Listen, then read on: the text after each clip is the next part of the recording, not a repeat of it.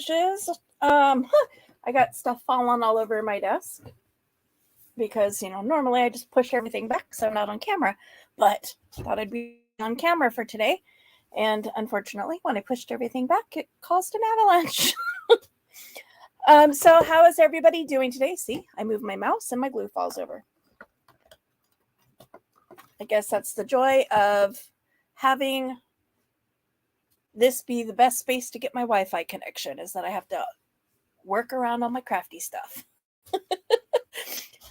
Speaking of which, if you guys haven't seen, sorry, excuse my moving my laptop, but you guys have heard me talk about my seedless preserves ink that has been missing forever and a day.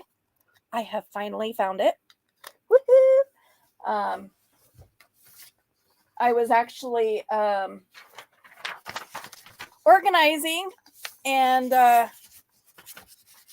went into something completely different that was not craft related, and voila! But let's see if I can get it in the right spot. So there's that purple. My book is closing on my elbow. So yeah, with as I suspected, my 1-inch hole punch was with my seedless preserves. So yay, now I get to play in purple. So I do feel a little discombobulated. It's been a long time.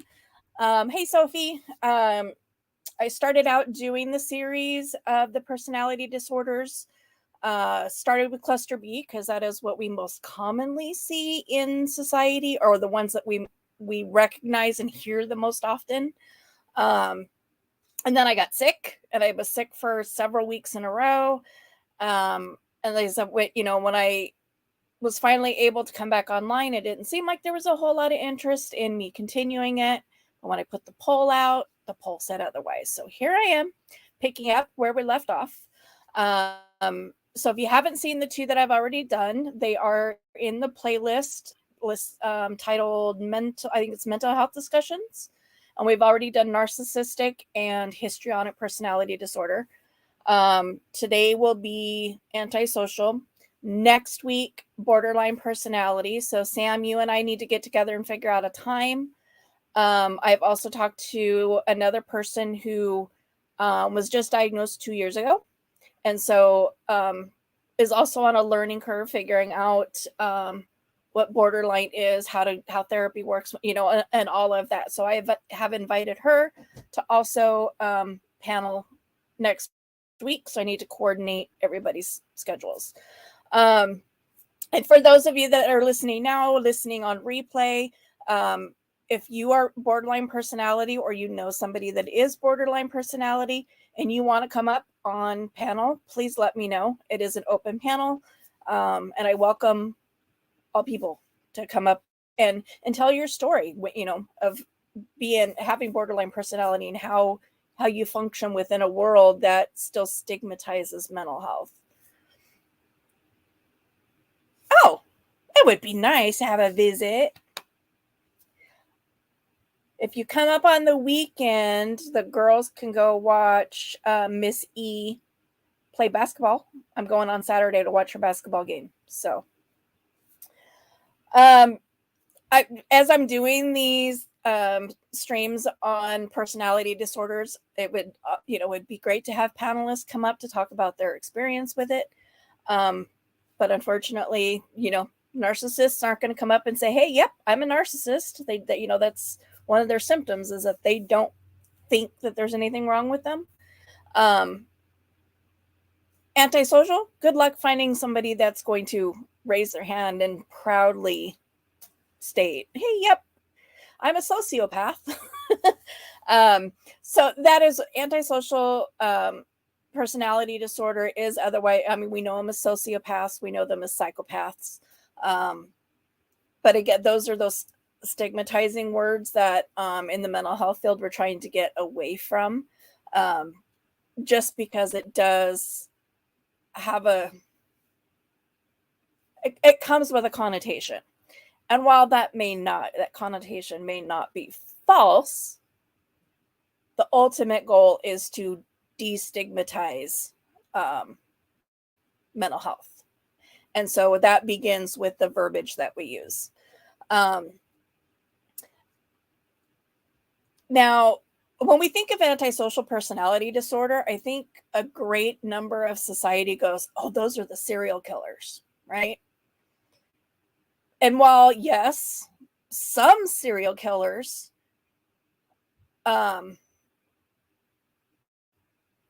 narcissists, yeah. Yes, you've been in a relationship with a few. While some, but not all, serial killers have antisocial personality disorder, it's far more seen just in the criminal element in general.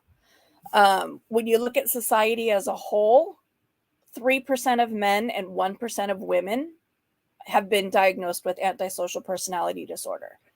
However, when you look at the prison system, 23% of the people that are in prison have been diagnosed with antisocial.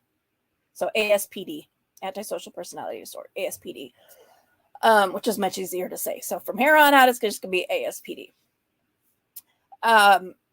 And that is because one of the key characteristics of somebody with ASPD is, their lack of concern for social norms, for the law, for how what they do does or does not affect other people. It's all, it's a very self-centered thing. But at the end of the day, it's, it's me. I don't care what happens. I don't care who it hurts. I don't care if I get arrested. It's just, and there's still studies going into ASPD as to whether or not it's a conscious decision or an uncontrollable thought process. Do they just, when you think about a kleptomaniac, they steal without even thinking. And a lot of times they don't even realize they've stolen until later. And it's like, all of a sudden they're like, where did this come from? Because it becomes ingrained in the natural thought process that it becomes natural. It becomes the first response, the first nature. So there is no stop. There is no pause to think about what they're doing. So there are studies going into whether or not somebody who has ASPD has the ability to stop. Can they do it, or is their brain hardwired not to stop? Yeah, it's a compulsion, but it's an unconscious, a subconscious compulsion. And right now, that is what distinguishes between, primarily, is one of the symptoms that distinguishes between schizotypal personality disorder and antisocial personality disorder is the ability to stop and think before they act. Schizotypal tend to act with purpose, and we'll discuss that a little bit when we get to that personality disorder, which is in cluster A. So that'll be on the next series. So what are the symptoms? What are the diagnostic criteria for ASPD? If you've seen any of my other streams, I have good old DSM-5. This is not the current one because we have been upgraded to a revised version, but they're still $199, and I'm not buying a new one just yet because there are this whole section of the book back here is proposed revisions on stuff. So no, I'm not buying a new one. Not just yet. It's called, where'd my mouse go? He's hiding. I've called The Last Ex and Narc, but I'm almost 100% certain he was a textbook sociopath. Maybe. And it is possible to have more than one personality disorder. Think about the Depp Heard trial. She was diagnosed with histrionic and borderline personality disorder. So you can have more than one. You can be borderline and have schizophrenic person, schizotypal, so it's a combination of things. And, at the base of that is, how the brain wired itself in early childhood, what traumas were there, and how the brain adjusted to that.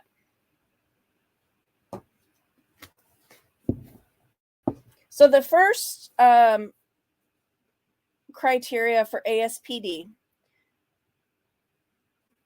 it says you have to have a pervasive pattern of disregard for and violation of the rights of others occurring since the age of 15. So they're looking all the way back to 15 years old. And you have to have 3 or more of the following criteria. Failure to conform to social norms with respect to lawful behaviors as indicated by repeatedly performing acts that are grounds for arrest. And that's where that criminal, when I was talking about the prison population, and 23% of the prison population has ASPD. Not all of them are serial killers. But one of the key characteristics of ASPD is a complete disregard for the law. There was a young person that I worked with when I first got my, it's a SUDP now, but back then it was a CDP license. And he was a young teen, first time I met him, probably 15, 16, somewhere around in there. And at that age, he already had a full page rap sheet. It was breaking and entering, theft of cars, possession of marijuana, alcohol consumption, many MIP, MICs, minor in possession / minor in consumptions, possession of paraphernalia, a couple assaults. I mean, you name it. It was on his record at that age. And over the years, he's probably, so he would be about 31, 32 now. And over the years, he has stayed in this community mostly, when he hasn't been locked up. But every time he gets out, he commits another crime. And then he goes and he does more time. And then he comes out and he commits another crime. And then he goes back and he does more time. And he comes out and he commits another crime. And then he goes back in.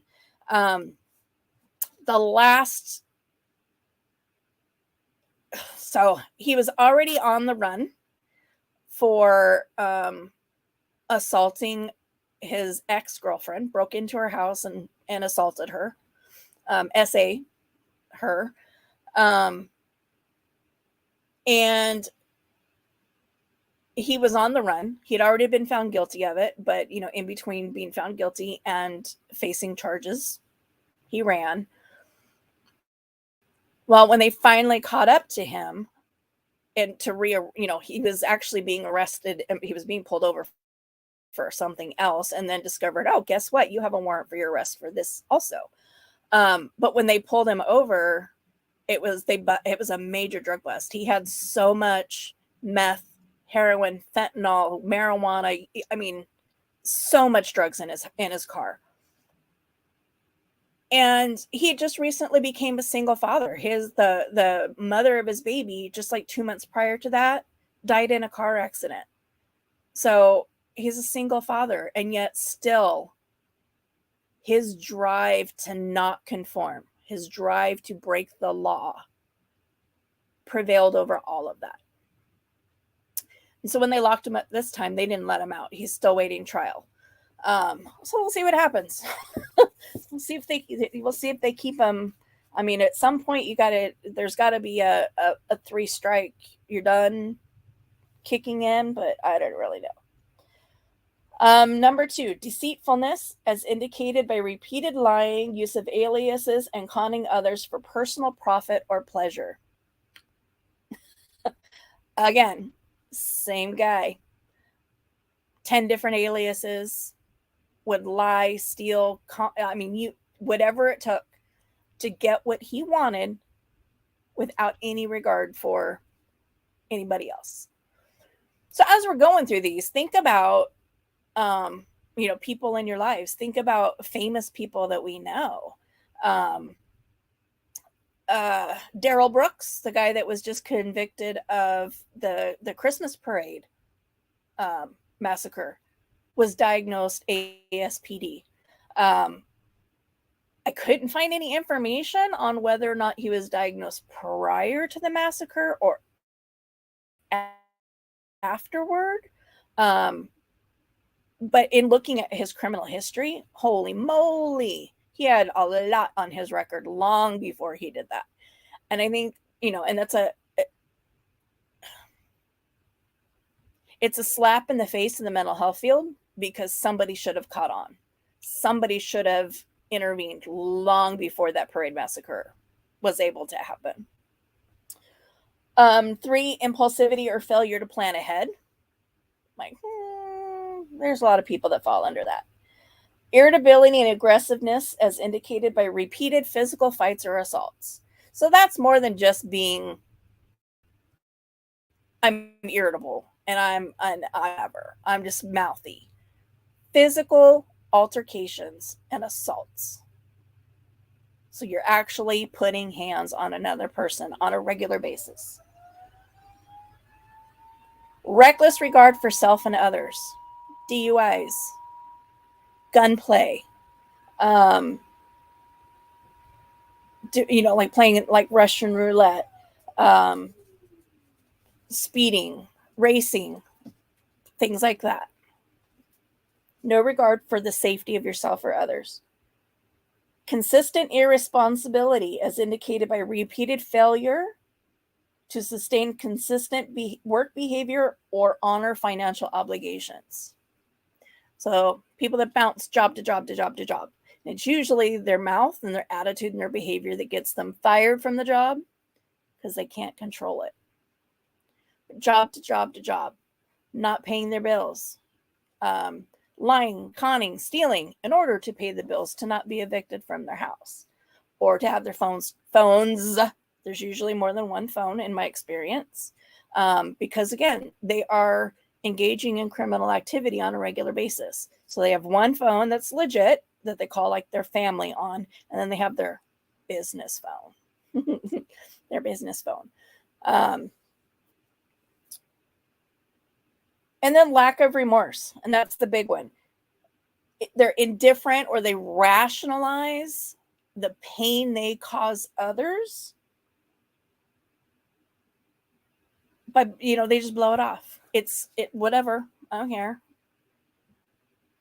Because they don't have the empathy that is required to understand and feel for another human being. And again, as with all things, when you're looking at diagnostic criteria, any mental health disorder, what they're looking at is, it's a rule out process. Is there anything else that could explain these behaviors? Is there any medical or mental health condition that makes more sense, or that you've already been diagnosed with that could be causing these? And the funny thing is that in order to be diagnosed with ASPD, you have to have been diagnosed with conduct disorder prior to the age of 15. Maybe I should look at maybe we go over what conduct disorder is for those of you that have little kiddos or younger kiddos. Paranoid. Let me find conduct disorder. I'm gonna have to go to my, what is that? Index? Is that what's at the back?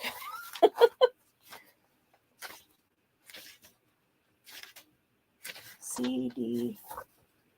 I should have been more prepared for this part. Sorry. Oh, look, circadian rhythm, sleep-wake disorders. Gee, I think I know what those are about.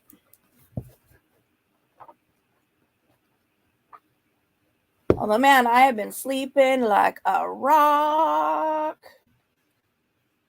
I've been out at like by 8:30 at night each night. Of course, then I get up at like 4. But I'm actually sleeping a full, 8 hours every night, which is nice. Hi, Queen of O'Hara. How are you? Haven't seen you in a bit. Pam, is your nephew older than 15 or younger than 15?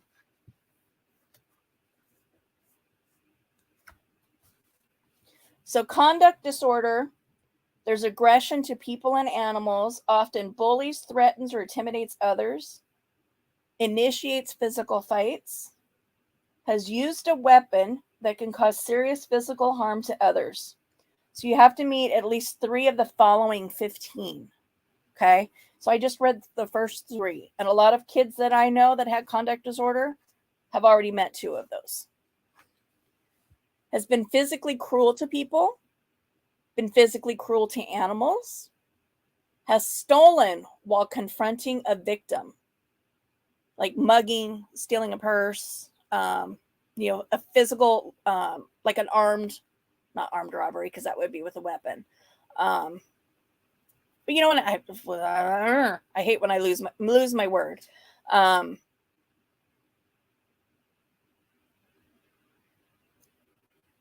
drawing a blank, but it might come back to me. But armed robbery and extortion, blackmail, all of that falls in under that category. Yeah. So Pam, definitely something to keep an eye out. Has he ever done any kind of therapy? And the last one for that is forced someone into sexual activity. Next category is destruction of property. Deliberately engaged in fire setting. Has deliberately destroyed other people's property. Deceitfulness or theft. Has broken into someone's house, building, car, etc. Often lies to obtain goods or favors or to avoid their obligations. Has stolen items of non-trivial value without confronting a victim, so like shoplifting. And then serious rule violations of rules. Stays out at night despite prohibitions, beginning before the age of 13. Has run away from home overnight at least twice while living in the parents' home, or once without returning for a lengthy period, and is often truant from school, beginning before the age of 13. In prison. It's part of that 23% population. And it is entirely possible that, the prison system, it's a broken system like most of our government programs are. But some prisons are better than others at providing treatment and, preparing them for release so that when they come out, they don't revolve door and end up right back in. Their ultimate goal is to keep that recidivism rate down. But it doesn't seem like all prisons have connected those two and realized and implemented a program so that it doesn't happen. It's like, we want low recidivism, but they don't do anything in-house to try to ensure that recidivism stays low. That makes sense.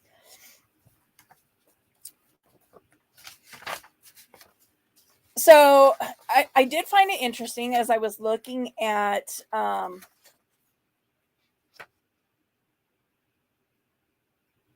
yes, I think I do. When I was looking up to see like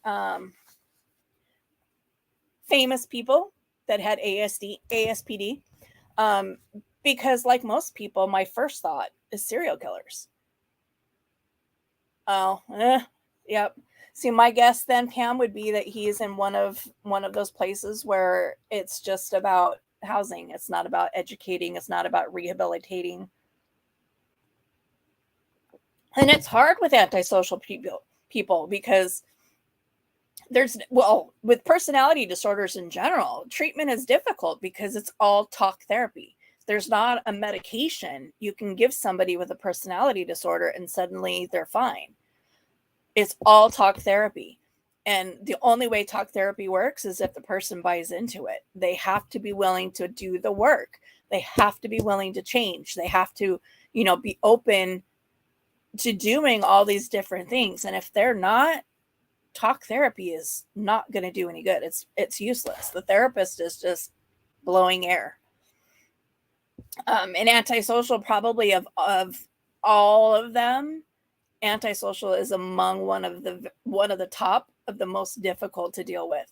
And that is because that key factor is going against the norm, bucking the authority, giving the big one finger salute and saying it's about me and I'm going to do what I want and I don't care what anybody else says. Lock me up. I don't care. It's 3 hots at a cot. But at least I got to do what I wanted to do.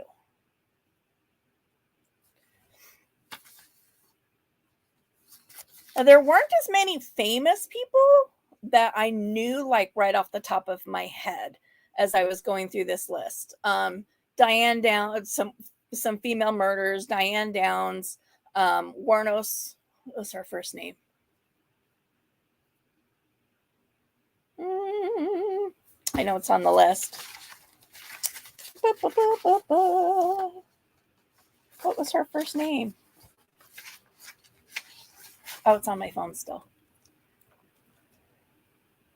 I was going to print it out, but then it told me it was 132 pages. And I'm like, I don't think so.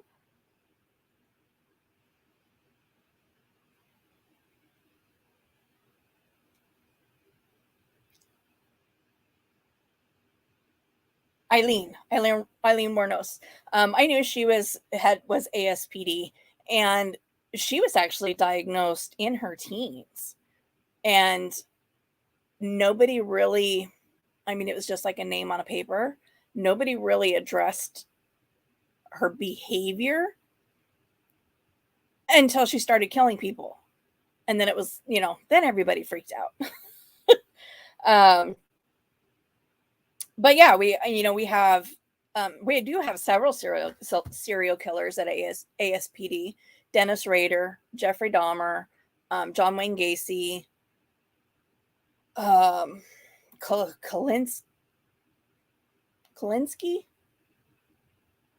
I think was his last name.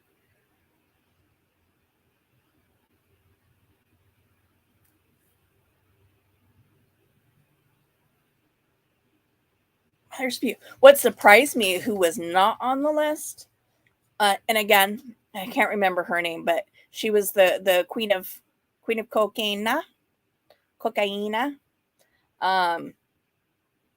But she killed with reckless abandon, and she was the queen pin, and so not much regard for legal law.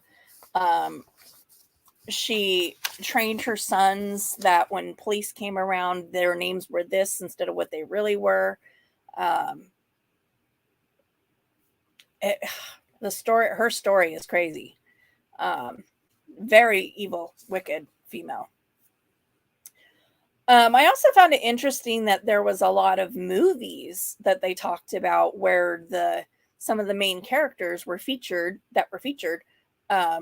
displayed the classic symptoms of ASPD. Things like The Godfather, Wall Street. Oh my gosh, Wall Street? Yeah. Silence of the Lambs. Think about, Dr. Lecter, Hannibal Lecter. Unforgiven. I love that movie. So I'm going to have to go back and watch and see which character they're thinking is ASPD.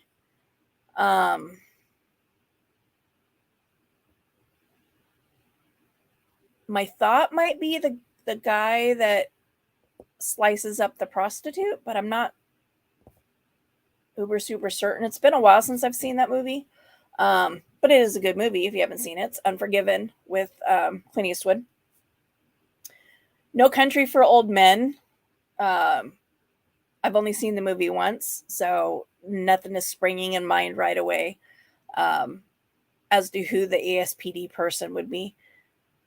But the last one they listed, and if nobody has seen it, I don't know that I would recommend it unless you have a really strong stomach, and that's A Clockwork Orange. And if I was to think about ASPD and try to put my finger on a movie, absolutely A Clockwork Orange. That is the very picture. When I think about it, that's the picture that comes into my mind, is that behavior that is displayed in that movie. It's very graphic, and it's very gritty and gut-wrenching, and weird at the same time. But when you think about those clinical diagnostic criteria for ASPD and conduct disorder as a minor, it boom, boom, boom, boom, boom. It checks all the boxes. So,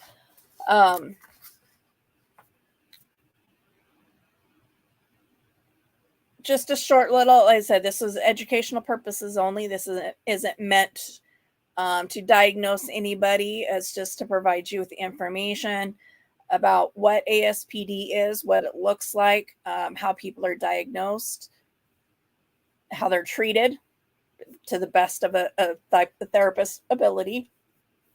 Again, that's talk therapy, cognitive behavioral therapy, dialectical behavioral therapy, and that's with all personality disorders. But at the end of the day, if that person is not able to stop, which is what's the word? Acronym? Is that the word I'm looking for? When the first letter of everything means something. Acronym? I hate when I do that, when I can't remember the word I'm looking for. Drives me bonkers. But yeah, you've got to be able to stop and think.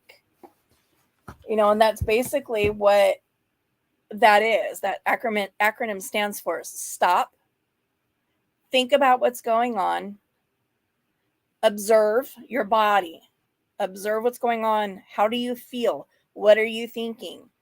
Where's the tinglies? What's going on within you? You're not necessarily observing the outer environment. You're observing you. Taking some time, self-awareness, to evaluate what's going on within your body. And then proceed with caution. Proceed mindfully. Proceed with all of that you've just done. You've stopped. You've thought about what was going on. You've observed your own body reactions. Now, with all of that information, you're going to proceed mindfully, carefully, cautiously, and with thought. It's at that point you're deciding, do you go that way or do you go that way? Do you go toward right or do you go toward wrong? Do you break the law or do you not? So yeah. Well, that's all I have on ASPD. So next Monday will be borderline personality disorder. Again, with my daughter, Minnie Maker, and another panelist. I'm still, like I said, I got to coordinate all the times, and then I'll get it scheduled with everybody. Tomorrow's Tenacious Tuesday, so I'll be working on the new diamond painting tomorrow. It has round drills again, yay! So it'll work up fairly quick, but it is a large one. It's actually the size of my light board. It's quite big. And keep watching. I'm organizing my craft room. I'm rearranging those over there, making them make sense, moving stuff around so like all of my paper is together. I can't do it. That one and that one are finished journals. that one up there is a start of finished journals. So if I can figure out how to post them, I might start selling them on Instagram. I'm not real sure. But yeah. So tune in tomorrow for Tenacious Tuesday diamond painting. And next week for borderline personality. And I'm also working with another content creator to do a community-wide PSA on domestic violence. So if you're interested in doing that as well, please let me know in the comments, either now or in the comments of the video. Each one of us is taking a component of domestic violence. And the week of January 23rd, each one of us will be on our channel doing our piece. And then ideally, the first person will announce the second will announce the third. And so you can get, bounce from channel to channel, getting all of that information. Yep, what?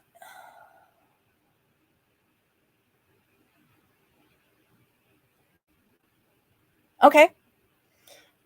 I will, yeah. In seeing it, or do you want to participate? I'm going to be doing because we've got in IVP or IPV, intimate partner violence, and I'm doing non-intimate partner. So it'd be the family stuff, parent, child, friends, siblings, non-romantic violence. But somebody's going to do a piece on the stigma of domestic violence. Going to do one on male victims of domestic violence, getting out. Okay, just let me know. Like I said, we're planning it for next week, so and we're still working on the details and trying to get more creators involved, so that way not one of us has to do like multiple topics. Hopefully we can get some more people involved in it. But yeah, we'll just kind of bounce from channel to channel to channel, getting all the information, resources, and just kind of doing a PSA on domestic violence. So, but anyway, so with that, tune in tomorrow, Tenacious Tuesday, back to the diamond painting. I am going to get back to organizing my mess over there because for whatever reason, I'm in a cleaning mood. I was up at 4:00 this morning organizing. Anyway, apparently my medication is working because I am sleeping well. So we'll see how long that lasts. Because last time we made a medication change, it only lasted about a week, and then I was right back to not sleeping. So we'll see how it goes. I'm not sure how I feel about being in bed by 8:00 every night and up at 4:00 every morning. I would like to shift that a couple hours. But right now, I'm not in control of my sleep. I sleep when I sleep. Otherwise, I fall asleep sitting right here if I don't get up and go to bed. So hopefully I'll see some of you guys tomorrow or in other chats today. So peace. You guys have a good day.